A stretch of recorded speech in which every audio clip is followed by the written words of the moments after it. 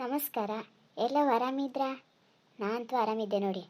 ಹ್ಞೂ ಹಳ್ಳೀಲಿ ಹೆಂಗೆ ಗೊತ್ತಿದ್ದ, ಈಗ ಅಕ್ಕಪಕ್ಕದವ್ರ ಮನೆಯವೆಲ್ಲವ ಹೊಂದಾಣಿಕೆ ಮಾಡ್ಕೊಂಡು ಇಟ್ಟಂಗೆ ಅನ್ನಿಸ್ತು. ಆದರೆ ನಮ್ಮ ಮನೆಯಿಂದವ ಅವ್ರ ಮನೆಗೆ ಏನಾದರೂ ಸಾಮಾನು ತಗೊಂಡೋದ್ರೆ, ಅವ್ರ ಮನೆಯಿಂದವ ನಮ್ಮ ಮನೆಗೆ ಏನಾದರೂ ಸಾಮಾನು ತಗೊಬಂದ್ಕೊಂಡ್ರೆ ಹೆಂಗೆ ಮಾತಾಡ್ತೀಯೋ, ಕೇಳಲು ಬಂದರೆ ಎಂತ ಹೇಳ್ತೀಯೋ ಹೇಳಿ ಒಂದು ಕಾಮಿಡಿ ವಿಡಿಯೋ ಮಾಡ್ತೆ. ಆದರೆ ಎಂಥದ್ದು ಗೊತ್ತಿದ್ದ, ಹಿಂಗೆ ಎಲ್ಲವೂ ಫುಲ್ ವಿಡಿಯೋ ನೋಡ್ತಿಲ್ಲ, ಅದ್ರ ಸೌತಿಗೆ ಶೇರು ಮಾಡ್ತಿರಲಿಲ್ಲ, ಸಬ್ಸ್ಕ್ರೈಬು ಮಾಡ್ಕೊತಿರಲಿಲ್ಲ. ನಾನು ಹಾಕಿದ ವೀಡಿಯೋ ನಿಮಗೆ ಹೆಂಗೆ ಸಿಕ್ತು ಹೇಳಿ? ನಿಮಗೆ ಏನಾದರೂ ಬೇಕು ಹೇಳಾದರೆ ಒಂದು ಪುಟ್ಟು ವೀಡಿಯೋ ಮಾಡಿ ಹಾಕ್ತಾ ಇರ್ತೆ. ಅದು ಇಷ್ಟ ಆಯ್ತು ಹೊಡೆದ್ರೆ ಲೈಕ್ ಶೇರ್ ಕಮೆಂಟ್ಸ್ ಜೊತೆಗೆ ಸಬ್ಸ್ಕ್ರೈಬ್ ಮಾಡ್ಕೊಂಡು ನೋಡಿ. ಹಾಂ, ಓ ಆರಾಮಿದ್ದೆ ಹೇಳ್ತಿದ್ದು, ಆ ದಿವಸ ಆರಾಮಿಲ್ಲದೆ ಹೋ ಮಾಡ್ತಿದ್ದೋದೆ ಅನಿಸ್ತಿದ್ರಾ? ಹ್ಞೂ ಓ ಮಾಡ್ತಾ ಇದ್ದಿದೆ. ಓ ಆಸ್ಪತ್ರೆಗೆ ಹೋಗಿ ಬಂದಲ್ಲಿ, ಸರ್ಕಾರಿ ಆಸ್ಪತ್ರೆಗೆ ಹೋಗಿ ಒಂದು 2 ಇಂಜೆಕ್ಷನ್ ತಗೊಬಂದ್ಕೊಂಡ್ಮೇಲೆ ಕಮ್ಮಿ ಆಯ್ತು ನೋಡಿ. ಎಲ್ಲವಕ್ಕೂ ಹಿಂಗ್ಯಾರ. ಈ ಒಂದು 4 ದಿನ ಮಳೆ ಬಂದು ಏನು ಜ್ವರಗೆಡಿತು, ಒಂದು 4 ದಿನ ಬಿಸಿಲು ಬತ್ತಪ್ಪ, ಹಂಗಾಯ್ತು ಹೇಳೋದು ನೋಡಿ.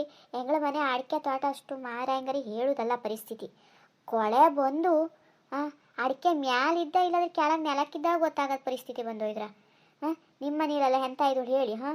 ಕಡೆಗೆ ನಿಂಗೆ ಕಮೆಂಟ್ಸ್ ಮಾಡಿರಿ, ನನಗೆ ಗೊತ್ತಾಯ್ತು ನಿಮ್ಮ ಮನೆ ಅಡಿಕೆ ತೋಟದ ಕತೆ ಅಂತದ್ದು, ನನ್ನ ಮನೆ ಅಡಿಕೆ ತೋಟದ ಕತೆ ಅನ್ಸೋಳಿ ಮುಂದೆ ಅದರೆಲ್ಲ ಮಾಡಿ ಹಾಕ್ತೆ. ಈಗ ಇದೊಂದು ನೋಡ್ಕೊಂಬಪ್ಪನ. ಎಲ್ಲವೂ ಆರೋಗ್ಯ ನೋಡ್ಕೇಳಿ, ದಿನ ಬಿಸಿನೀರೆಲ್ಲ ಕುಡೀರಿ. ಮೆಣಕಾಳು ಜೀರಿಗೆ ಕೊತ್ತಂಬರಿ ಎಲ್ಲ ಹಾಕಿ ಒಂದು ಕಷಾಯ ಮಾಡ್ಕೊಂಡು ಕುಡೀರಿ. ಇಲ್ಲೇ ಅಂದ್ರೆ ಹಿಂಗೆ ಆಗ್ತು, ವಾತಾವರಣವೇ ಸರಿ ಇಲ್ಲ. ಕಡೆಗೆ ಆಸ್ಪತ್ರೆಗೆ ಹೋಗಿ ಬ್ಲಡ್ ಟೆಸ್ಟ್ ಮಾಡಿ ನಿಂಗೆ ಮತ್ತೆ ಪಕ್ಕ ಬಪ್ಪದು ಕೊರೋನ್ವೇ. ಈಗ ಏನಿಗೆ ಮತ್ತೀಗ 2ನೇ ರೌಂಡಲ್ಲಿ ಶುರುವಾಯ್ದು ಹೇಳ್ತೇನು ತೊಂಡಿ. ಅದು ಬಿಡ್ತಂಗೆ ಕಾಣತ್ಲೆ, ಆದ್ರೆ ಎಂತ ಮಾಡ್ಲಾಗ್ತು, ಮಾತ್ರ ಆಚೆ ಈಚೆ ಹೋಯ್ ಬಪ್ಪ ಇತ್ಲಿಗೆ ಇಡೋಲ್ಲ ಮಾಡೋದಿದ್ರೆ ಲೈಕ್ ಕಾಣ್ತೀಯಾ? ಇದು ನಿಂಗೆ ತಪ್ಪು ತಿಳ್ಕೊಂಬಲ್ಲಿ ಹೋಗ್ಲಿಲ್ಲ. ಬರೀ ತಮಾಷೆಯಾಗಿ ಮಾಡೋದು ಅಷ್ಟೇಯ. ನಾನು ಮಾತ್ರ ಹಿತ್ಲು ಬದಿಗೆ ಏನಾದರೂ ಹುಲಿಗಿಲಿ ಕೀಳುವ ಹೋಗ್ತಾ ಇದ್ದೆ ನೋಡುವ, ಯಾರು ಆಚೆ ಮನೆ ಹೆಂಗಸ್ರು ಯಾರು ಬಂದರೆ ಮಾಡಿ ಹಾಕ್ತೆ. ಇಲ್ಲ ಅಂದ್ರೆ ಏನು ಮನೆ ಹಿತ್ಲಿಗೆ ನೋಡಿ ಬರ್ಲಕ್ಕೆ ನಿಂಗೆ. ಅಬ ಮಳೆಗಾಲ ಹೇಳೋದು ನಮಗೆ ಹುಲ್ಲು ಹುಟ್ಟಿತ್ತು ಅಂದರೆ ಅಯ್ಯೋ ಹಪ್ರ್ಯಾ ಗಿಪ್ರ್ಯಾ ಬಂದು ಹೊಕ್ಕಮಲೆ ಲಾಯ್ಕ್ ಔತು. ಸೋಮಣ್ಣ ಹತ್ರ ಒಂದು ದಿವಸ ಬಾರೋ ಮಾರೇನೆ, ಹುಲ್ಲು ಕಿತ್ತು ಕೊಟ್ಟಿಗೆ ಹೋಗೋ, ನಿನ್ನ ಪಾಲಿಂಗೆ ತಗೊಂಡು ಹೋಯ್ಕದ ನಿಂಗೆ ತಗೊಂಡು ಹಾಕೋಳಿ ಹೇಳ್ತೆ.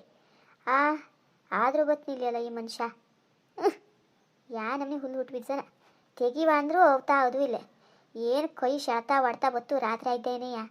ಈ ವಯಸ್ಸಿನಲ್ಲಿ ಎಂಥ ಹುಲ್ಲು ಕೀಳ್ತಾ? ಇಷ್ಟು ವರ್ಷ ಹುಲ್ಲು ಕೊಯ್ಯುದಾರು ಮಾಡಿ ಆಯ್ತು, ಹುಲ್ಲು ಕೀಳುದಾರು ಮಾಡಿ ಆಯ್ತು. ಈಗ ಆಳುಗಳ ಹತ್ರ ಮಾಡಿಸುವ ಅಂದ್ರೆ ಆಳುಗಾರು ಬತ್ತು ಅದು ಇಲ್ಲ. ಮಾಡ್ತೀನಿ ಹೇಳಲ್ಲ, ಮೊದಲೆಲ್ಲ ಮಾಡಿದವನೇ ಇದ್ದೆ. ಆದರೆ ಈಗ ಎಂತ ಆಯಿತು ಕೇಳಿರೆ, ವಯಸ್ಸಾತಲೆ ನರಕ್ಕೆ ಬಿರಕ್ಕೆಲ್ಲ ಜೀವಿಲ್ಲದಂಗೆ ಆಯ್ತು. ಏನು ರಾತ್ರಿ ಯಾವತ್ತು ಬಂದಂಗೆ ಕೈ ಸೆಳೆತ ಕಾಲು ಸೆಳೆತ ಬಂದು ರಾತ್ರಿ ಇಡೀ ವರ್ಕ ಕೆಟ್ಟು ಮೊನ್ನೆ ಆಸ್ಪತ್ರೆಗೆ ಹೋದ ಒಂದು ನಿದ್ರೆ ಗುಳಿಗೆನೂ ತಗೊಬಂದ್ಕೊಂಡೆ. ಎಂತ ಮಾಡೋದು ಮತ್ತೆ ರಾತ್ರಿ ಇಡೀ ವರ್ಕ್ ಬತ್ತಲೆ. ಮೊದಲೆಲ್ಲ ಆಳುಗಳು ತಗೊಳದ್ದೇಯ ಆನೇ ಮಾಡ್ತೀವಿ, ಇಡೀ ತೋಡ್ಸೋದೇ ಮಾಡೋದು, ಮನೆ ಸುತ್ತಲಾಕು ಹುಲ್ಲು ಕೀಳೋದು, ಹುಲ್ಲು ಕೊಯ್ಯೋದು, ಚೊಕ್ಕ ಮಾಡ್ಕೊಂಬೋದು, ಗುಡಿಸೋದು, ಒರೆಸೋದು ಎಂತ ಇದ್ರು ಮಾಡ್ತೀವನಪ್ಪ. ಈಗ ಎಂಥದ್ದು ಕೊಟ್ಟಿಗೆಯಲ್ಲಿ ಒಂದು ಆಕಳು ಸಾಂಕಿದ್ದೆ, ಆ ಆಕಳಿಗೆ ಹುಲ್ಲು ಕೊಯ್ಕೊಂಬಪ್ಲಾಗದಂಗೆ ಆಯ್ತು. ಯಮನೆ ಮಾಡಿ ಹತ್ರಿ ಸಾಕೋ ಬೆಂಗಳೂರಿನಲ್ಲಿ ಇದ್ದದ್ದು, ಏನಾದ್ರೂ ದುಡಿಲಾಗದಂಗೆ ಆಯ್ತು. ಮನೆಗೆ ಬನ್ನಿ ಹೇಳಿ ಹೇಳುತ್ತೆ, ಹೋಗಿ ಕೇಳತ್ವಾ. ನಮಗೂ ಅದು ಮಾತ್ರ ಶ್ವಾಸ ಕೈಗೆ ಯಜಮಾನಿಕೆ ಕೊಡೋದು ಅಂದ್ರೆ ಮಾತ್ರ ತ್ರಾಸ ಆದಂಗೆ ಆಯ್ತು. ಆದರೂ ಬಂದ್ಕೊಂಡು ಉಳ್ಕೊಂಡು ಹೋಯ್ಕೊಳ್ಳಾಯ್ತು ಅಂತ ಕಾಣ್ತು. ಹೌದೇ ಎಂತ ಮಾಡೋದು? ಆಳ್ಗ ನೋಡಿ ಸಿಕ್ತುಲೆ, ಮಕ್ಕ ನೋಡಿದ್ರೆ ಬೆಂಗಳೂರಿಗೆ ಹೋಗಿ ಕೂತ್ಕತ್ತ. ಇನ್ನೊಂದು 10 ವರ್ಷ ಮಾಡುವ, ಕಡೆಗೆ ಜಮೀನೆಲ್ಲ ಕೊಟ್ಟು ಹಾಕಿಕ್ಕಿ ಬ್ಯಾಡ್ಗೆ ಹೋಗಿ ಕೂರವೇ ಆಯ್ಪಯ್ಯು. ಇಷ್ಟು ವರ್ಷ ಬಗ್ಗದ್ದೆ ಹೋಜ್ಜೀವ, ಈಗ ಬಂದ್ಕೊಂಡು ಬಗ್ಗಿತ್ತು ಒಳಗೆ ಕೆಲಸ ಮಾಡ್ಲಾವ್ತಾ ಹೊಟ್ಟೆ ಹೆಟ್ಟು ಸಾಯ್ತು.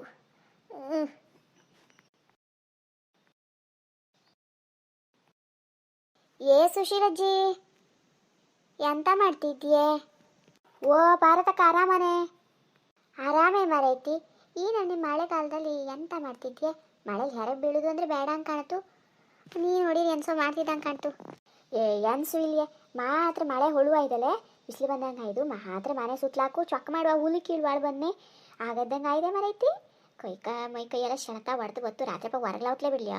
ಆದ್ರೂ ಮಾತ್ರ ನೋಡ್ಲಾವ್ತಲೇ ಹಪ್ಪೆ ಗಿಪ್ರಿಗೆ ಬಂದು ಇದು ಮಾಡ್ತಾವಿಲ್ಯ.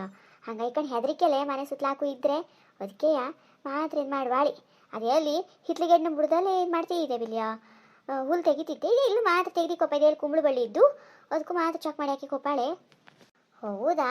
ನಾನು ಮಾತ್ರ ಮಳೆ ಹೊಳು ಇದ್ದಲೆ ಹಂಗಾಯ್ಕೊಂಡು ಚಹಾ ಪುಡಿ ಇದ್ದ ಅನ್ಸು ಕೇಳಿ ಕೋಪಾಳು ಬಂದೆ. ಚಹಾ ಕುಡಿಯೋದೇ ಅವತ್ಲೆ ಮರೈತಿ. ಯಮ್ಮನೆ ಮಾಡಿ ಹತ್ರ ಮೊನ್ನೆ ಚಹಾ ಪುಡಿ ತಗೊಂಬ ಅಂದೆ, ಅವು ಮಾರ್ತು ಬಿಟ್ಟಾಕಿ ಬಂದ ಬಿಲಿಯ. ಅದಕ್ಕೆ ಮಾರೈತಿ ಚಹಾ ಪುಡಿ ಇದ್ದ ಕೇಕಿನೊಬ್ಬ ಬಂದೆ. ಏ ಹೌದಾನೆ ಮಾರೈತಿ. ಥೋ ಹೋ ಹಿಂಗಾಯತ್ತಾ? ಯಾನು ಇದೆ ಹಿಂಗೆ ನಾಳಂಗೆ ಹೋಯ್ ಬರೋದೆ ಅನಿಸ್ತಿದ್ನೆ. ಒಂದು ಚೊಂಪಷ್ಟು ಇದ್ದು ಬಿಲ್ಲ ನನಗೆ ಇನ್ನು ಮಧ್ಯಾಹ್ನ ಪಾಲಿಗೆ ಒಂದು ಸಾಕು ಚಾ ಪುಡಿ. ನಾಳಂಗಿನ ಪಾಲಿಗೆ ಆನೆ ಹೋಯ್ ತಗೊಂಬರೋದೆ ಅನಿಸ್ತಿದ್ದೆ. ನಾಳಂಗೆ ಚಾ ಕುಡಿಯೋದಿದ್ರೆ ಅವತ್ತೇ ಇರಲಿಲ್ಲ, ನಮಗೆ ತಲೆನೋವು ಬಂದು ಅವತ್ತು ಮರೈತಿ. ಓದು ಅಳುದು ಕಡೆಗೆ ಇದು ಮಂಜಣ್ಣಕ್ಕೆ ನೀನು ಸಕ್ಕರೆ ಒಂದು ಪಾಲ ತಗೊಂಡಿದ್ದು ಕೊಟ್ಟಿದ್ದೇ ಇಲ್ಲ ಮಾರೈತಿ. ತಿರ್ಗಾವ ಆನೆ ಕೇಳ ಬರಕತ್ತನದು ಅನಿಸ್ತಿದ್ದೆ. ಓ ಹೌದು ಅಲ್ದಾನೆ. ಓದಿ ಅಂತ ರಾಶಿ ಇದ್ಲಿಲ್ಲ ಸುಶೀಲ್ ಚಿಕ್ಕಿ. ಹಂಗೈಕ ನಾನು ಮತ್ತತ್ತು ಯಾರು ಬೇಕೌತ್ಲೆ ನಿನಗುವ, ನೀನು ಶುಗರ್ ಪೇಷಂಟಲ್ಲೇ. ಹಂಗೈಕ ನಿನಗೆ ಒಟ್ಟಲ್ಲ ಬೇಕೌತ್ಲೆ, ಬರೀ ಒಂದು ಪ್ಯಾಲೆ ಫಸ್ಟ್ ಇದ್ದದ್ದಲ್ಲೇ. ಹಂಗೈಕ ಮತ್ತೆ ಕೊಡ್ಲು ಬೈನಿಲ್ಲೇ ಇಂದು ಚಾ ಪುಡಿ ತಗೊಂಡು ಹೋಯ್ಕನಕ ಅದು ನಾನು ತಗೊಂಡು ಕೊಡ್ತೀನಿ ಹೌದ್ಲ್ಯಾ? ಓ ಹೌದೇ, ನನಗೆ ಮಾತ್ರ ಶುಗರ್ ಇದ್ದದಿದ್ರು ಯಾರು ಮನೆ ಅಂಬಲ್ ಬೊತ್ತುವಲೆ ಮಾತು ಮಡಿಕೆಳಕ್ಕೆ ಹೊಳಿ. ಓ ಹೌದಾ? ಸೂರ್ಯ ಹಂಗಾರೆ ನಾಳೆ ತಗೊಂಡು ಕೊಟ್ಟಿಕೋತೇವೆ ಇಲ್ಯಾ? ಚಾ ಪುಡಿ ತಗೊಂಡು ಹೋಯ್ಕೊಳ್ಳೋದೆ ಅನ್ಸಿರೆ ಹೌದಲ್ಲ. ಮಂಜಣ್ಣ ಕೊಟ್ಟು ಅವು ಒಂದು ಚಮಚ ಸಕ್ಕರೆ ಪ್ಯಾಲೆ ಮುಗಳಿಗೂ ಹಿಡಿಯುವಂಗಿಲ್ಲ ಎನ್ಸೂ ಇಲ್ಲ. ಉದ್ರಕ್ಕೆ ಎತ್ತಲು ಕೊಟ್ಟದ್ದು ಒಂದು ಚಮಚ ಸಕ್ಕರೆ ಆದ್ರೂ ತಗೊಂಡು ಕೊಡಕತ್ತು. ಇಲ್ಲದಿದ್ರೆ ಇದು ಇಡೀ ಊರಿಂಗಷ್ಟು ಹೇಳ್ತಿರ್ತು. ಎಂತ ಹೇಳ್ದೇನೆ? ಎಂತ ಇಲ್ಲಿಯೇ ಭಾರತಕ್ಕ ಸಕ್ಕರೆ ತಗೊಂಡು ಹೋಯ್ತು ಮಾರಾಯ್ತಿ. ಕೊಡೋಳ್ದು ಅನ್ಸಿದ್ದೆ ನೋಡು. ಒಂದು ಚಮಚ ಆಗಲಿ 2 ಚಮಚ ಆಗಲಿ ಕೊಡಕೈತ್ಲಿಯಾ ಯಮ್ಮ ನೀನು ತಗೊಂಡು ಹೋಯ್ದ ಹೇಳಿ ಇಡೀ ಊರಿಗಷ್ಟು ಹೇಳಣತ್ತು. ಹೌದೌದು, ಒಂದು ಪ್ಯಾಲೆ ತಗೊಂಡು ಹೋಯ್ದು ಮತ್ತು ಒಂದು ಚಮಚ ತಗೊಂಡು ಹೋಯ್ದಲೆ ಬರೀತ್ನೇ ಎಂತಕ್ಕೆ? ನೀ ಶುಗರ್ ಪೇಷಂಟ್ ಅಲ್ಲೇ, ನಿಂಗೆ ಬೇಕೌತ್ಲೇಳಿ ಹೇಳ್ತಲೋ. ತಗೊಂಡು ಹೋಗಾಗ ಸುಶೀಲ್ ಚಿಕ್ಕಿ ಮಾತ್ರ ಸಕ್ಕರೆ ಕೊಡೆ ಮಾತ್ರ ಬೇಕಾಯ್ತೆ, ಖಾಲಿ ಆಯ್ತು ನಾಳೆ ತಗೊಂಬಂದು ಕೊಡ್ತೇನೆ ಹೇಳಿಕೆ ತಗೊಂಡು ಹೋಗ್ಬೋದು. ಈಗ ಕೊಡುವುದೇ ಇಲ್ಲ ನೋಡು. 1 ಚಮಚ ಆಗಲಿ 2 ಚಮಚ ಆಗಲಿ ನಮ್ಮ ಮನೆದು ನಮಗೆ ಬೇಕಲ್ಲೇ. ದಾರಿಲಿ ಎಲ್ಲರೂ ಹೆರಕಲೋದ್ರೆ ಆ 1 ಚಮಚ ಸಕ್ಕರೆ ಸಿಗ್ತಾ? ದುಡ್ಡು ಕೊಡೋದತ್ತು ಒಂದು ಅಕ್ಕಿ ಕಾಳು ಸಹಿತ ಯಾರು ಕೊಡೋವಿಲ್ಲ ಈಗಿನ ಕಾಲದಲ್ಲಿ. ಇದಕ್ಕೆ ಕೊಟ್ಟರೆ ತಗೊಂಬಂದು ಕೊಡೋದಿಲ್ಲ, ಇನ್ನು ಚಹಾ ಸಪ್ಪೆ ಬೇಕು ಅಂತ ತಗೊಂಡೋಗ್ಲು ಬೈಂದು. ಶಿ ಎಂಥದ್ದು ಕೇಳಬೊಬ್ಬರು ಮರ್ಯಾದೆನೂ ಕಾಣ್ತಿಲ್ಲ. ಸ್ನೇಹಿತರೆ, ಯಾವುದೇ ಸಂಬಂಧ ಮಾತುಕತೆಯಲ್ಲಿ ಇರಬೇಕೇ ವಿನಃ ವ್ಯವಹಾರದಲ್ಲಿ ಇರಬಾರ್ದು ಸ್ನೇಹಿತರೆ. ಹೀಗೆ ಆಗತ್ತೆ ಪರಿಸ್ಥಿತಿ. ಅಕ್ಕಪಕ್ಕದವರು ನೆಂಟ್ರಿಷ್ಟ್ರ ಹತ್ರ ಯಾವತ್ತೂ ನಾವು ಸಾಲವನ್ನಾಗಲಿ ಸಾಮಾನು ತಗೊಂಡೋಗಿರೋದನ್ನಾಗಲಿ ಇಟ್ಕೋಬಾರ್ದು. ಹೀಗೆ ಆಡ್ಕೊಳ್ಳೋದು. ಗಂಜಿ ಕುಡಿದ್ರೂ ಪರವಾಗಿಲ್ಲ ಸ್ನೇಹಿತರೆ, ಬೇರೆಯವ್ರ ವಸ್ತುವಿಗೆ ಯಾವತ್ತೂ ಆಸೆ ಪಡಬಾರ್ದು.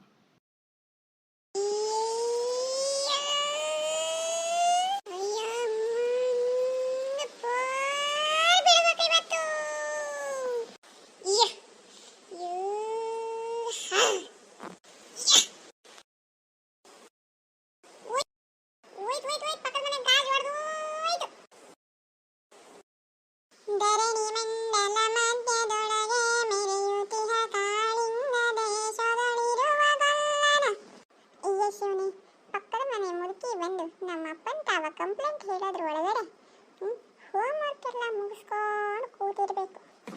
2 1 2 2 8 4 1 4 4 2 6 3 18. ಓ ಇದೇನಿರಪ್ಪ, ನನ್ನ ಮಗನಿಗೆ ಇವತ್ತು ಭಾರಿ ಒಳ್ಳೆ ಬುದ್ಧಿ ಬಂದುಬಿಟ್ಟಿದೆ. ಹೋಮ್ವರ್ಕ್ ಎಲ್ಲ ಮಾಡ್ಕೋತಾ ಇದ್ದಾನೆ.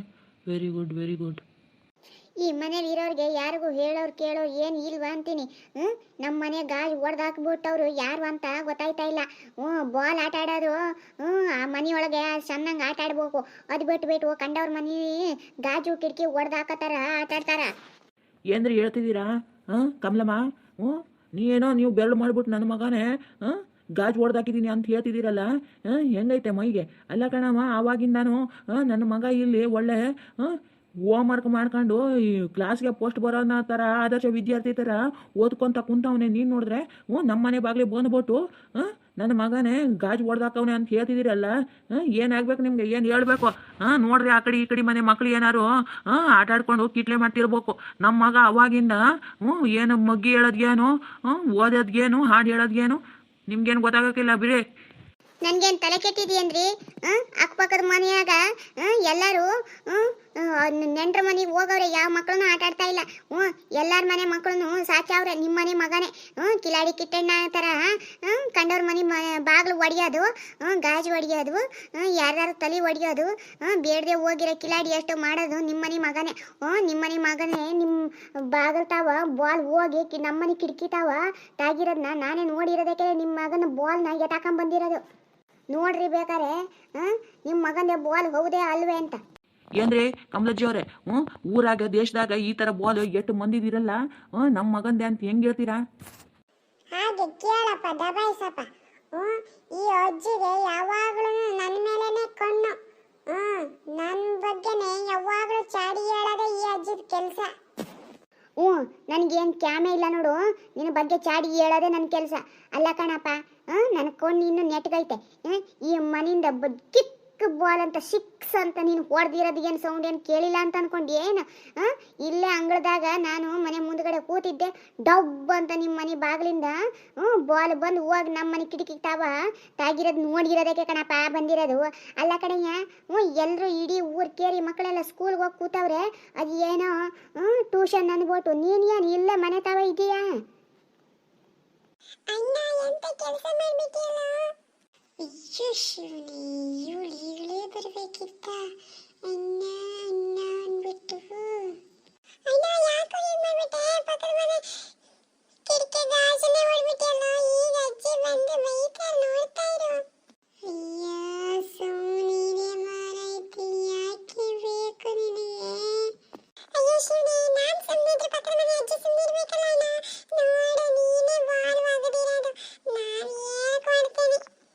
ಹೌದೇ ನಮ್ಮ ಬಂಗಾರಿ, ನಿಮ್ಮ ಅಣ್ಣನೇ ಬಾಲ್ ಹೊಡೆದಿರೋದ? ನಿಮ್ಮ ಪಪ್ಪಂಗೆ ಸ್ವಲ್ಪ ಹೇಳಮ್ಮ. ನನ್ನ ತಾವನೇ ಜಗಳ ಮಾಡಕ್ ಬರ್ತಾ ಇದ್ದಾನೆ. ಎಲ್ಲ ಬಡ್ಡಿ ಮಗನೇ, ಊರವ್ರ ಮುಂದೆ ಕೇರಿ ಮುಂದೆ ನನ್ನ ಮಾನ ಮರ್ಯಾದೆ ದೀದಿ ಹರಾಜಾಕಕ್ಕೆ ಅಂತಾನೆ ಹುಟ್ಟಿದ್ಯಲ್ಲೋ ಮಗನೇ.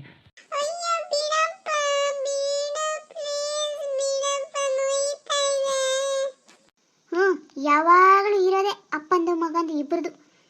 ಯಾರಾದರೂ ಏನಾದ್ರು ಹೇಳಿಬಿಟ್ರೆ ನಮ್ಮ ಮುಂದೆ ನಾಟಕ ಆಡೋದು, ಆಮೇಲೆ ಇಬ್ಬರು ಒಂದೇನೆ.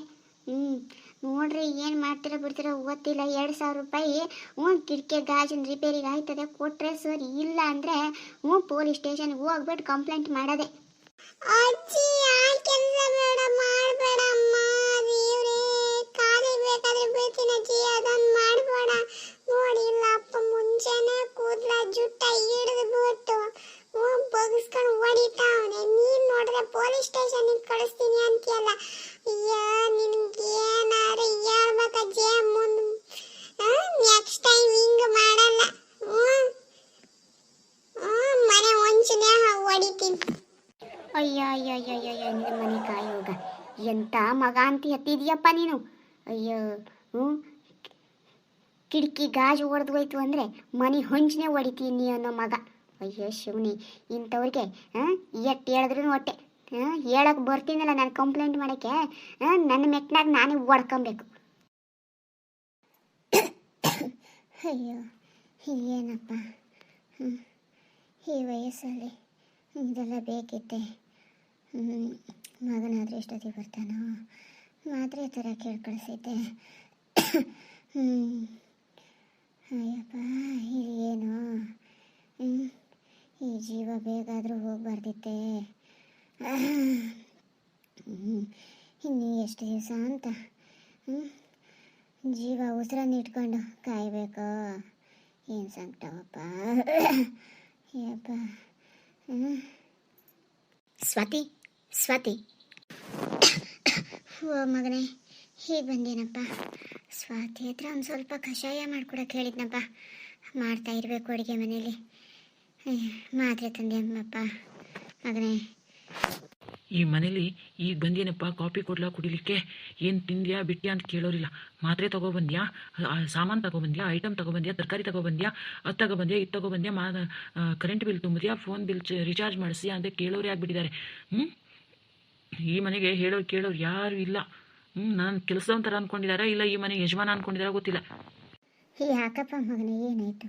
ತುಂಬ ಹುಷಾರಿಲ್ಲ ಕಣೋ, ಅದಕ್ಕೆ ಮಾತ್ರೆ ನುಂಗಿದ್ರೆ ಏನಾದರೂ ಕಡಿಮೆ ಆಗತ್ತೇನೋ ಅಂತ ಅಷ್ಟೇ. ಯಾಕಪ್ಪ ಕೋಪದಲ್ಲಿದೆಯಾ? ಯಾಕಪ್ಪ ಆಫೀಸಲ್ಲಿ ಏನಾದ್ರು ಟೆನ್ಷನ್ನೇ? ಹ್ಞೂ, ಗಂಡಸು ಅಂದಮೇಲೆ ನೂರಾರು ತೊಂದರೆಗಳಿರ್ತವೆ, ಟೆನ್ಷನ್ಗಳಿರ್ತವೆ. ಅದು ಯಾಕೆ ನಿನಗೆ? ನನ್ನ ಟೆನ್ಷನ್ ನನಗಾದರೆ ನಿನಗೆ ಮಾತ್ರೆ ತರೋದೇ ಹೆಚ್ಚಿಗೆ ಆಗೋಯ್ತು. ಆಯ್ತಪ್ಪ ಮಗನೇ, ಏನೋ ಟೆನ್ಷನ್ನಲ್ಲಿದೆಯಾ ಅನ್ಕೊತೀನಿ. ಯಾಕಪ್ಪ ಮಾತ್ರೆ ಥರ ಕೇಳಿದ್ದೇನಾದರೂ ತೊಂದರೆ ಆಯ್ತೇನಪ್ಪ? ಏನೋ ಈ ಮುದಿ ಜೀವ ಮಾತ್ರೆ ತಿಂದ್ರಾದ್ರೂ ಕಡಿಮೆ ಆಯ್ತದೇನೋ ಅಂತ ಅಷ್ಟೇ. 1 ವಾರ ಆಯ್ತು ಕಣಪ್ಪ, ಕೆಮ್ಮು ನೆಗಡಿ ಅಂತ ಅದಕ್ಕೆ ಹೇಳ್ಕಳಿಸಿದ್ನಪ್ಪ. ಆಯಿತು ಹೋಗಪ್ಪ ಒಳಗಡೆ, ಸ್ವಾತಿ ಹತ್ರ ಹೇಳ್ಬಿಟ್ಟು ಕಾಪಿ ಏನಾರು ಮಾಡ್ಕೊಂಡು ರೆಸ್ಟ್ ಮಾಡಪ್ಪ, ನಾ ಇಲ್ಲೇ ಮಲ್ಕೊತೀನಿ. ಹೋಗ್ಲಿ ಬಿಡಪ್ಪ. ಈ ಮನೇಲಿ ಇರೋರಿಗೆ ಬಿ ಪಿ ಗುಳಿಗೆ, ಶುಗರ್ ಮಾತ್ರೆ, ನೆಗಡಿ ಮಾತ್ರೆ, ಇನ್ನು ಆ ಗುಳಿಗೆ ಈ ಗುಳಿಗೆ ತಂದು ದಬಾಕೋದ್ರೊಳಗಡೆ ನನ್ನ ಜೀವನನೇ ಬರಬಾರ್ದಾಗೋಯ್ತದೆ. ಯಾಕ್ರಿ ಏನಾಯ್ತು? ಅತ್ತೆ ಹತ್ರ ಅಷ್ಟೊಂದು ಜೋರಾಗಿ ಮಾತಾಡ್ತಾ ಇದ್ದೀರಾ? ಮನೇಲಿ ಮಕ್ಕಳೆಲ್ಲ ಇದ್ದಾರೆ. ಮಕ್ಕಳಿದ್ರೆ ಏನಾಯಿತು? ಯಾಕೆ ಮಕ್ಕಳು ಮುಂದೆ ಅನ್ಬಾರ್ದ? ಅವರಿಗೂ ಗೊತ್ತಾಗಲಿ ಅಪ್ಪನ ಕಷ್ಟ ಏನು ಅಂತ. 24 ಗಂಟೆ ಕಷ್ಟಪಟ್ಟು ಹೊರಗಡೆಯಿಂದ ದುಡಿದುಕೊ ಬಂದರೆ ನೀನು ನೋಡಿದ್ರೆ ತರಕಾರಿ ತಗೊಬಂದಿಲ್ವಾ, ಹಣ್ಣು ತಗೊಬಂದಿಲ್ವಾ, ಅದನ್ನು ತಗೊಬಂದಿಲ್ವಾ, ಇದನ್ನು ಐಟಮ್ ತಂದಿಲ್ವಾ ಅಂತ ಕೇಳ್ತೀಯ. ಅಮ್ಮ ನೋಡಿದ್ರೆ ಮಾತ್ರೆ ತಗೊಬಂದಿಲ್ವಾ, ಬಿ ಪಿ ಮಾತ್ರೆ ಅಂತೆ, ಶುಗರ್ ಮಾತ್ರೆ ಅಂತೆ, ಅದು ಯಾವುದೋ ಒಂದು ಮಾತ್ರೆ ಅಂತೆ, ಸುಸ್ತಾಗ್ತಾ ಇದೆ ಅಂತ ಮಾತ್ರೆ. ಇನ್ನು ಮಕ್ಕಳು ಬಂದರೆ ಅಪ್ಪ ಚಾಕ್ಲೇಟ್ ತಂದಿಲ್ವಾ, ಬುಕ್ ತಂದಿಲ್ವಾ, ನನ್ನನ್ನು ಈ ಮನೆ ಆಳು ಅಂತ ಅಂದ್ಕೊಂಡಿದ್ದೀರಾ ಅಥವಾ ಈ ಮನೆ ಯಜಮಾನ ಅಂತ ಅಂದ್ಕೊಂಡಿದ್ದೀರಾ? ಅಯ್ಯೋ ಶಿವನೇ, ಯಾಕ್ರಿ ಇವತ್ತಿಷ್ಟೊಂದು ರೇಗಾಡ್ತಾ ಇದ್ದೀರಾ? ರೇಗಾಡದೆ ಇನ್ನೇನು ಮಾಡಲಿ? ಹೊರಗಡೆ ಸಮಸ್ಯೆ 10 ಆದರೆ ಒಳಗಡೆ ಸಮಸ್ಯೆ 100 ಇರುತ್ತೆ. ನಿಮ್ಗೇನು ಗೊತ್ತಾಗುತ್ತೆ? ಕತ್ತೆ ಥರ ದುಡಿದ್ಬಿಟ್ಟು ತಗೊಬಂದು ಹಾಕ್ತೀನಿ, ಇಲ್ಲಿ ಮನೇಲೆ ಕೂತ್ಕೊಂಡು ಗಡತ್ತಾಗಿ ತಿಂತಾಯಿರಿ. ಅಲ್ಲ, ಈಗ ಏನಾಯ್ತು ಅಂತ ಈ ರೀತಿ ಕೋಪ ಮಾಡ್ಕೋತಾ ಇದ್ದೀರಾ? ಇನ್ನೇನಾಗಬೇಕು? ಕತ್ತೆ ಥರ ನಾನು ಒಬ್ಬನ ದುಡಿಯೋದು, ಮನೇಲಿ 6-8 ಜನ ತಿನ್ನೋದು ಕೂತ್ಬಿಟ್ಟು. ಹೀಗಿರ್ಬೇಕಿದ್ರೆ ಮನೆ ಬಾಡಿಗೆ ಹೇಗೆ ಕಟ್ಟಲಿ, ಕರೆಂಟ್ ಬಿಲ್ ಹೇಗೆ ಕಟ್ಟಲಿ, ಸ್ಕೂಲ್ ಫೀಸ್ನ ಹೇಗೆ ಕಟ್ಟಲಿ, ಇನ್ನು ಮನೆ ಬಾಡಿಗೆನ ಹೇಗೆ ಕಟ್ಟೋದು ಅಥವಾ ಮನೆ ಲೋನನ್ನು ಹೇಗೆ ತೀರಿಸೋದು, ಜೀವನ ಹೇಗೆ ನಡೆಸೋದು, ಅದರ ಮಧ್ಯೆ ಅಮ್ಮನ ಮಾತ್ರೆಗಳು, ಹಾಸ್ಪಿಟ್ಲ್ ಬಿಲ್ಲು, ಎಷ್ಟೊಂದು ಖರ್ಚನ್ನು ನಾನು ಒಬ್ಬನೇ ನಿಭಾಯಿಸಬೇಕು. ಮನೆಗೆ ಬಂದಿದ ತಕ್ಷಣ ನೆಮ್ಮದಿನ ಕೊಡ್ತೀರಾ ನೀವು? ಅದಕ್ಕೋಸ್ಕರ ಏನು ಮಾಡಬೇಕು ಅಂದ್ಕೊಂಡಿದ್ದೀರಾ? ನೋಡಮ್ಮ, ಇತ್ತೀಚೆಗೆ ನಿನ್ನ ಆರೋಗ್ಯ ತುಂಬಾ ಹದಗೆಡ್ತಾ ಇದೆ. ನೋಡು, ಅಲ್ಲೊಂದು ವೃದ್ಧಾಶ್ರಮ ನೋಡ್ಬಿಟ್ಟು ಬಂದಿದ್ದೀನಿ. ನಾನೇನು ದುಡ್ಡು ಕೊಡೋದಿಲ್ಲ, ಏನೂ ಇಲ್ಲ, ಅವರೇ ನೋಡ್ಕೊಳ್ತಾರೆ. ನಾನು ವಾರ ವಾರ ಬಂದು ನಿನ್ನನ್ನು ವಿಚಾರಿಸ್ಕೊಂಡು ಹೋಗ್ತೀನಿ. ದಯವಿಟ್ಟು ನಿನ್ನ ಬಟ್ಟೆನೆಲ್ಲ ಪ್ಯಾಕ್ ಮಾಡ್ಕೊಳಮ್ಮ. ನಾಳೆ ಬೆಳಿಗ್ಗೆ ನಿನ್ನನ್ನು ವೃದ್ಧಾಶ್ರಮಕ್ಕೆ ಬಿಟ್ಬಿಟ್ಟು ಬರ್ತೀನಿ. ನನಗೆ ತುಂಬಾ ಹೊರೆ ಆಗ್ತಾ ಇಲ್ಲ ನನ್ನ ಹತ್ರ. ಓ ಹೌದೇನಪ್ಪ, ಸರಿ ಆಯಿತು ಬಿಡಪ್ಪ. ನಾಳೆ ಬೆಳಿಗ್ಗೆ ರೆಡಿಯಾಗಿರ್ತೀನಿ, ಕಳಿಸ್ಬಿಟ್ಟು ಬರೋರಂತೆ. ರೀ, ಏನ್ರಿ ಆಗಿದೆ ನಿಮಗೆ? ಏನು ಬುದ್ಧಿ ಇದ್ದು ಮಾತಾಡ್ತಾ ಇದ್ದೀರೋ, ಬುದ್ಧಿ ಇಲ್ಲದೇ ಮಾತಾಡ್ತಾ ಇದ್ದೀರೋ? ಸರಿಯಾಗಿ ಯೋಚನೆ ಮಾಡಿಬಿಟ್ಟೆ ಈ ನಿರ್ಣಯ ತಗೊಂಡಿರೋದು. ಓ ಹೌದಾ? ನಿಮ್ಮ ಹತ್ರ ಜನ್ಮವಿತ್ತ ಅಮ್ಮನಿಗೆ ಊಟ ಹಾಕಕ್ಕೆ ಸಾಧ್ಯ ಇಲ್ಲ ಒಂದು ತುತ್ತು ಅಂದಮೇಲೆ ಈ ನನ್ನನ್ನು ನನ್ನ ಮಕ್ಕಳನ್ನ ನೀವು ಚೆನ್ನಾಗಿ ನೋಡ್ಕೋತೀರಾ? ಇರಲಿ ಬಿಡಿ. ನಿಮ್ಮ ಅಮ್ಮನ ಜೊತೆ ನಮ್ಮನ್ನು ಯಾವುದಾದ್ರೂ ಅನಾಥಾಶ್ರಮಗಳಿಗೆ ಕಳಿಸ್ಬಿಡಿ. ನಾವು ನಿಮಗೆ ಇವತ್ತೆಲ್ಲ ನಾಳೆ ಹೊರೆ ಆಗ್ತೀವಿ. ಅದೇಗೆ ಸಾಧ್ಯ? ನೀ ನನ್ನ ಹೆಂಡತಿ ತಾನೆ, ಅವ್ರು ನನ್ನ ಮಕ್ಕಳು ತಾನೆ. ಹಾಗೇನೆ ಇವ್ರು ಕೂಡ ನಿಮ್ಮ ಅಮ್ಮನೇ, ಅವರು ಕೂಡ ನಿಮ್ಮ ಜವಾಬ್ದಾರಿನೇ.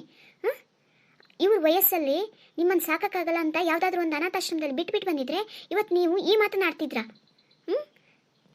ಸ್ವಾತಿ, ದಯವಿಟ್ಟು ನನಗೋಸ್ಕರ ನೀವಿಬ್ಬರು ಜಗಳ ಆಡಬೇಡಿ. ನನ್ನ ಮಗ ಈ ರೀತಿ ಯೋಚನೆ ಮಾಡಿದ್ದಾನೆ ಅಂದರೆ ಅವನಿಗೂ ಎಷ್ಟು ಕಷ್ಟ ಆಗಿರಬೇಡ.